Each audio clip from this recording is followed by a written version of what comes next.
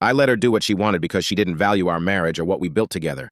Am I wrong for living my best life apart from her and not letting her back in? 112.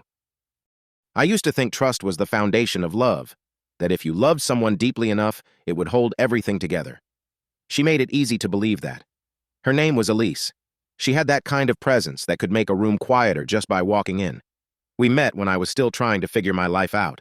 Part-time job, small apartment, a few half-finished dreams. She made me want to be better. And for a long time, I thought we were building something that would last.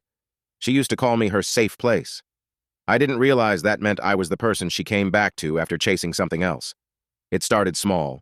The late texts she wouldn't explain. The new perfume she wore to catch up with friends. The distant look in her eyes when I'd ask how her day was. Still, I told myself not to overthink. I trusted her, not because she earned it, but because I needed to. When she said she was just getting coffee with an old friend, I didn't question it. I told her to enjoy herself. When she came home hours later, smiling a little too wide, smelling like a stranger's cologne, I convinced myself I was imagining things. Love can make you foolish. I was proof. Then one night, everything changed. Not with a fight, but with a whisper. She fell asleep on the couch after a long day. I was beside her, half watching TV, half lost in thought. And then, out of nowhere, she murmured a name in her sleep. Not mine. It was soft, almost tender, the kind of way you say a name when you mean it. I froze. It was like the air got sucked out of the room. For a moment, I thought maybe I misheard her. But the way she smiled in her sleep told me I hadn't.